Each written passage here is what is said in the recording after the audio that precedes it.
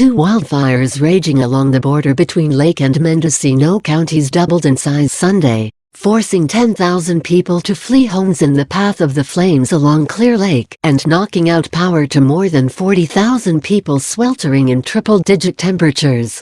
Authorities ordered residents to leave three towns: Lakeport, Upper Lake and Nice along the west and north shores of Clear Lake as the Mendocino Complex fires grew to 30,500 acres. In Mendocino County, residents in the eastern sections of Potter Valley were also told to leave. "It's getting really ugly here," Lake County Sheriff Brian Martin told residents Sunday evening in a Facebook Live video. "Get your belongings and evacuate out of the area." A shortage of available ground and air resources already assigned to other active fires elsewhere in the state were slowing suppression efforts, CAL FIRE said Sunday morning. The two fires erupted Friday in Mendocino County, just 14 miles apart near Hopeland and Potter Valley, and spread rapidly to the east through thick, parched brush that has not burned for years as they converged toward the lake. Flames closed Highway 20 near Mendocino Lake County line. The largest of the two fires, dubbed the Ranch Fire, started northeast of Ukiah off Highway 20 and was moving toward the upper part of Clear Lake. By Sunday evening, it had blackened 16,300 acres, tripling in size over the previous day, CAL FIRE reported. The second fire, the River Fire, started 6 miles north of Hopeland and was heading toward Lakeport.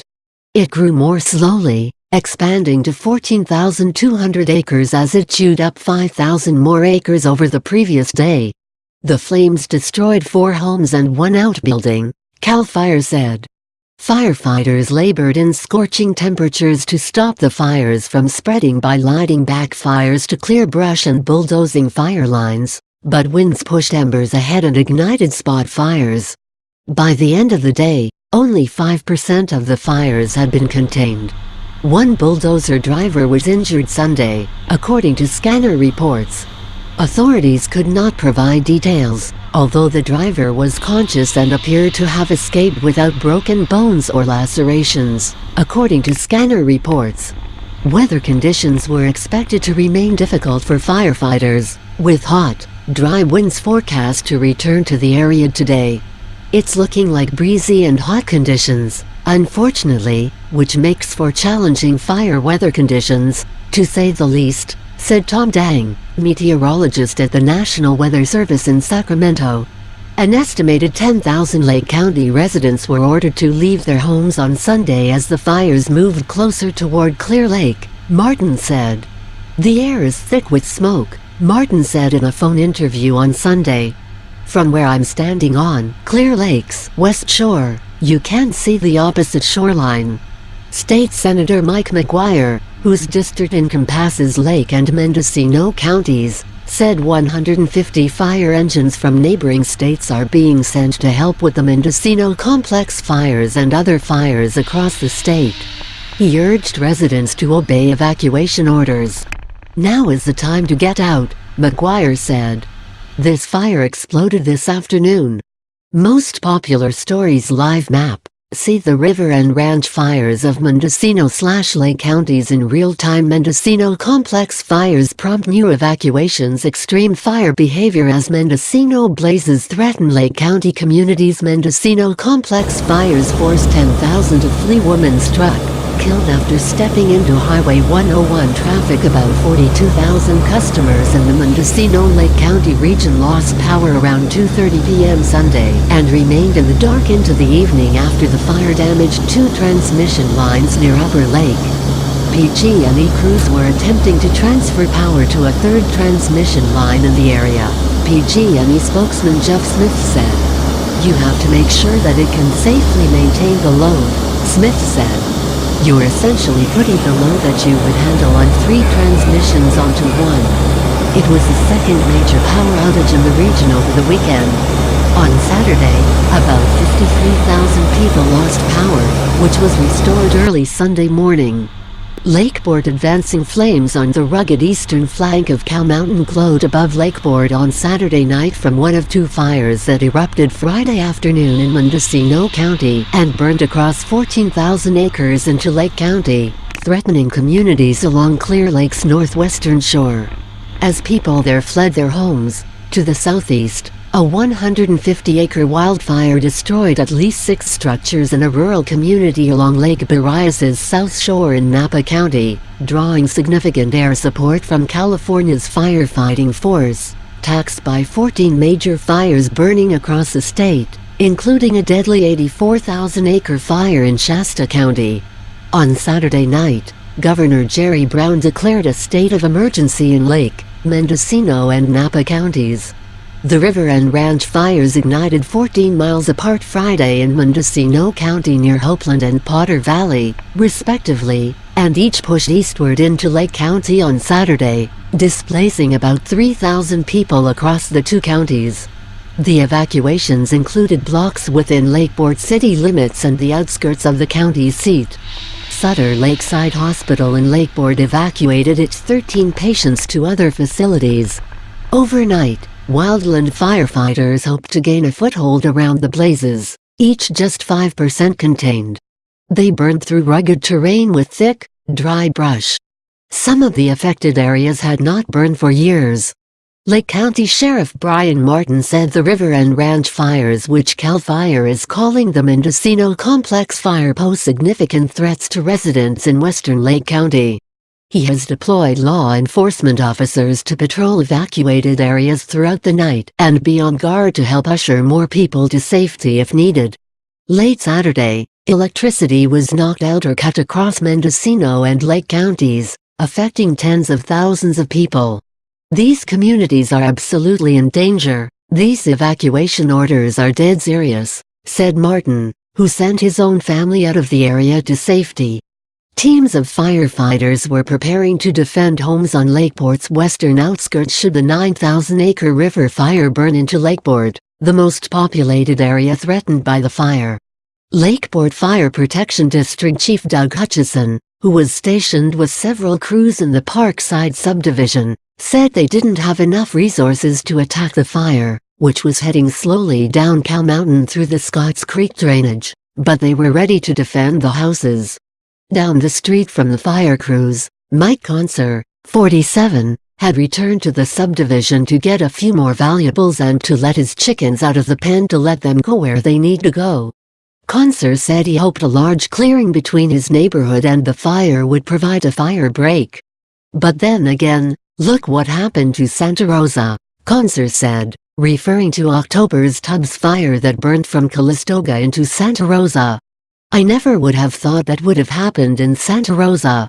To the north, the 5,000-acre ranch fire that started off Highway 20 near Potter Valley also made an eastward run, leading to evacuations in rural communities outside Upper Lake, including Scotts Valley, Bachelor Valley, Witter Springs and Elk Mountain Road in Lake County, as well as evacuations in Potter Valley and the Blue Lakes area. In a community of about 120 residents along Elk Mountain Road west of Upper Lake, tribal members of the Habematolilpomo of Upper Lake went door to door ensuring people were following evacuation orders and help anyone who needed it. They left signs to let emergency personnel know which homes were empty. Many residents were preparing to spend Saturday night at the Upper Lake Community Center, where children played as tribal members laid out sleeping bags and brought in food. Outside, dark ash fell from the sky. As long as our families are good and safe, that's all that matters to me, said Danielle Jackson, 38. The Lake County Jail was prepared to evacuate if needed, and several elder care facilities have already been emptied, according to Supervisor Rob Brown. The shelter at Mountain Vista Middle School in Kelseyville had reached capacity with 135 people, and they were opening up additional space for evacuees at the Twin Pine Casino in Middletown. I've seen a lot of fires in my 58 years, and the last 3 years have changed my opinion on how fires happen, Brown said. I think the sheriff is taking the right measures by getting people out. Fires move pretty quick these days. The river fire had destroyed at least 1 residence and 1 outbuilding. From its origin point on Old River Road on the east bank of the Russian River, it had spread south and east, resulting in the closure of Highway 175 between Hopeland and its intersection with Highway 29 in Lakeport. Authorities ordered evacuations in a wide swath from the 8,000 block of Old River Road south to Highway 175. The area includes acres of vineyards that are preparing for grape harvest.